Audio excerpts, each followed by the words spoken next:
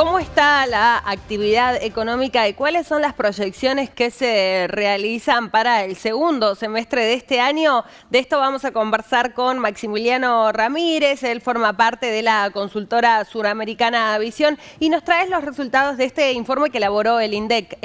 Maximiliano, ¿cómo estás? Sí, buenos días, ¿cómo andás? ¿Todo bien? Bien, bueno, contanos. Un poco el tema de la actividad económica para el dato del EMAE que salió en el día de ayer. Sí, el dato de mayo fue con una caída del 5,5 en términos interanuales y del 0,1 en términos desestacionalizados. Eso es un dato, la verdad que es un dato que se esperaba con una caída principalmente producto de la sequía. Sí. Ahora, si nos ponemos a desmenuzar un poquito el dato, mayo siempre es un pico para la actividad que tenga que ver con el sector agropecuario, ¿sí? Y la sequía tuvo un impacto muy significativo para este año. Entonces, si nosotros comparamos este año con lo que fue mayo del 2022, vemos que el sector agropecuario tuvo una caída del 44%, o sea, un dato muy relevante con una actividad, ¿sí?, que para los meses o para el segundo trimestre del año es muy significativa. Ahora, si nosotros le sacamos el efecto del sector agrícola, bien, lo que sí empezamos a ver es que los demás sectores, tanto de bienes como servicios, están creciendo, ¿sí? O sea, sacando el efecto de ese sector agrícola, sí, todos los demás sectores de la economía muestran una tendencia positiva. Si vemos desde el punto de vista de los bienes, eso está creciendo 0,4, bien, y acompaña el movimiento de servicios que está creciendo 1,3. Bien. Es un dato bastante interesante para una economía que te dice que está estancada, pero se ve que es producto principalmente del efecto de la sequía y el efecto del agro, al menos en este segundo trimestre. ¿Qué pasa con el sector automotriz? Porque bueno, sabemos que también hay una industria importante nacional sobre ese. El sector automotriz es un sector que, si bien estuvo creciendo en los últimos tiempos, en los últimos meses, lo que se ve es que la capacidad instalada de la industria está en niveles, digamos, picos, o sea, claro, en niveles lo más alto posible. Ese sector, como todo lo que tenga que ver con la parte de bienes, depende mucho de las importaciones, por ende depende mucho del tema del dólar, ¿sí? Lo que hace eso es que en los primeros meses del año, hasta el mes de mayo o junio, si lo querés meter, todo lo que tenga que ver con el aumento en las importaciones y la caída en las reservas fue lo que estuvo amortiguando, ¿sí?, ese factor.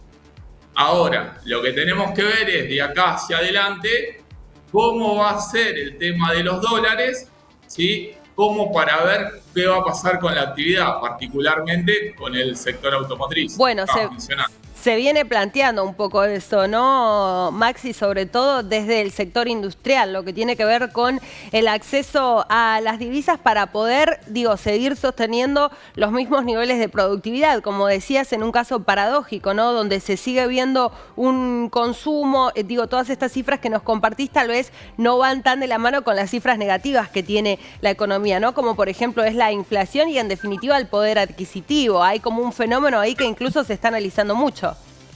Exactamente. Vos, si ves los datos de actividad y los datos de salario y los datos de inflación, no se condicen con lo que vemos en la calle.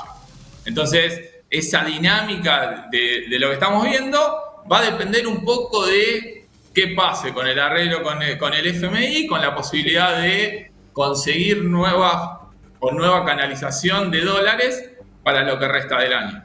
¿Y qué proyecciones se hacen en relación a eso, al segundo semestre?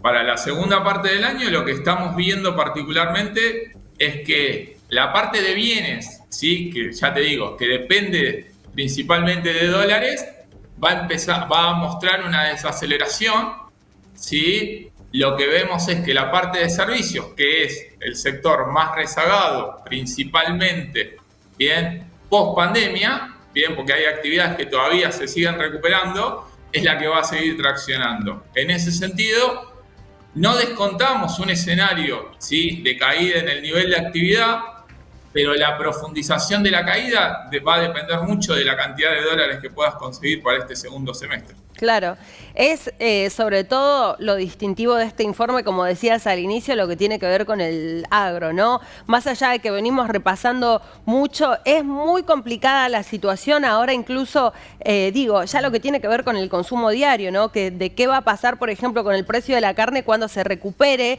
el valor en relación al atraso que tiene actualmente y cómo ese pequeño ítem, en realidad grande, va a influir en todo, concretamente en el índice de inflación, porque se habla de un precio que está muy atrasado y todo sigue siendo consecuencia de lo mismo. Totalmente. En el último informe que nosotros hicimos en la consultora, hicimos mucho énfasis en eso particularmente, ¿sí? En el tema de que el dato de inflación del 6% de junio se dio principalmente por una causa particular que tenga que ver con el precio de la carne, bien, y con todo lo que tenga que ver con precios, digamos, estuvo, nacionales. claro, sí, alimentos. Sí, que fue lo único que se dio. Sí. Después, todo lo demás, sí, está con un nivel de nominalidad del 7%. Bueno. Así que, digamos, ese nivel de nominalidad te va a seguir impactando. Ten en cuenta que el dato de IPC mayorista que salió ayer también te dio 7,5. O sea, los niveles de nominalidad se van a seguir en niveles elevados, ¿sí?, en torno al 7%, bien, a pesar de que tenés algunos datos buenos, como fue el de junio, que te dio el 6%.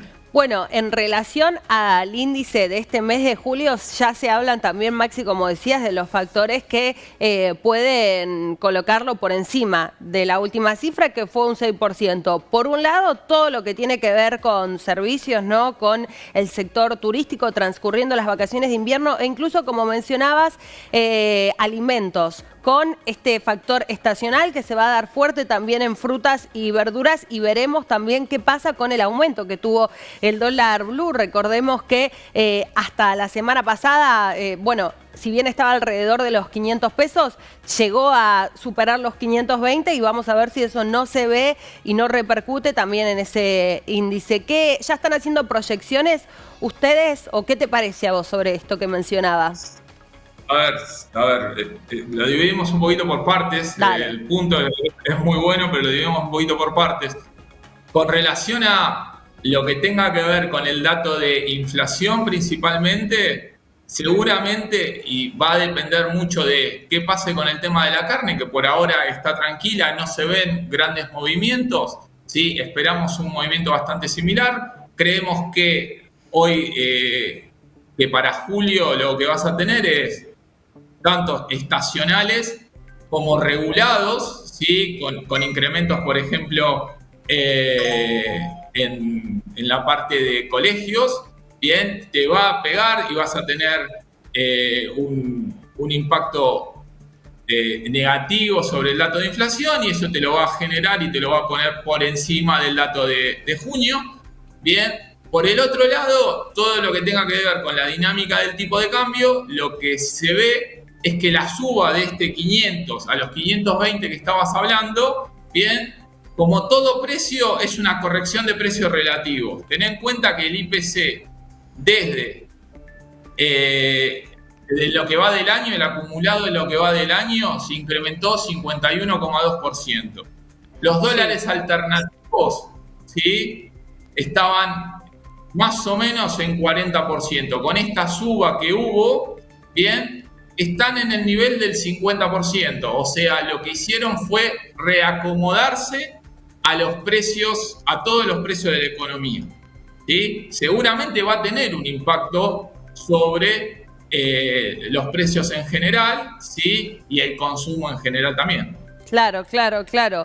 ¿Cómo ves, Maxi, la situación en relación a la inflación que puede haber de aquí a fin de año? Porque sabemos que estamos en un contexto electoral, ya falta menos de un mes para las primarias y ese es el gran tema, ¿no? Del que se habla en la calle, la inflación, el tema político es parte de la conversación de todos los candidatos y está difícil sostener la situación, ¿no? Mientras, como mencionabas, el acuerdo con el FMI, la posibilidad de que haya o no una devaluación, que se continúen las microdevaluaciones. ¿Qué ves de aquí a futuro en ese aspecto? Sí, no vemos una devaluación abrupta, eso lo descontamos, lo que se va a seguir haciendo es el crawling peg que viene haciendo el Banco Central, eso no hay ninguna duda, ¿sí? Lo que sí no vemos son niveles de nominalidad muy inferiores a lo que está en la actualidad. Y eso lo que te va a generar es que para adelante vos podés tener datos de 6, quizás 5,5, bien, pero son datos transitorios. O sea, todo va a estar en torno nosotros vemos que va a estar entre un escalón entre el 6,5 y 7%, bien, más o menos, para lo que va hacia adelante. Y eso te va a dar una inflación interanual de entre 130 y 140%. Y se viene hablando, o hay una corriente de economistas que hacen proyecciones muy buenas a futuro para la Argentina. Por un lado, lo que se espera del sector agro, esta recuperación que puede llegar a tener una vez que haya transcurrido, ¿no?, este fenómeno de la sequía. Y por otro lado, y eso también tiene que ver con un hecho reciente, el cambio de la matriz energética, ¿no?, con la inauguración del primer tramo del gasoducto Néstor Kirchner, la posibilidad de ahorrar divisas en eso y a futuro, en una instancia mucho más avanzada que esta, la posibilidad también de exportar. ¿Vos qué pensás de eso?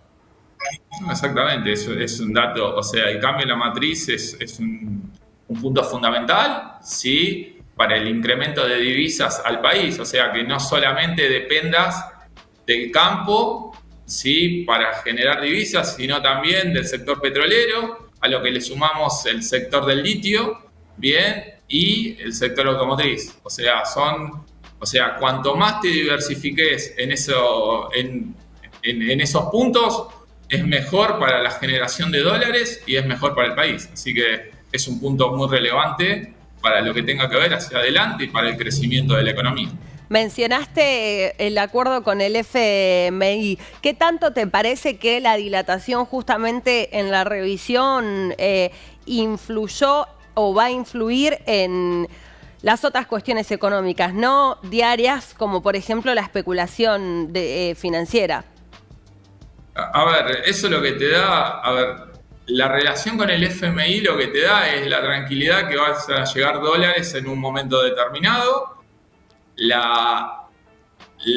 no arreglo o la no aprobación del staff, lo que te da es un momento de incertidumbre. Un momento de incertidumbre en un contexto eleccionario te genera cierta presión sobre los precios, particularmente sobre uno de los precios donde la gente más canaliza sus niveles de ahorro, que es el dólar. Entonces tiende a generar cierta presión sobre el precio del dólar.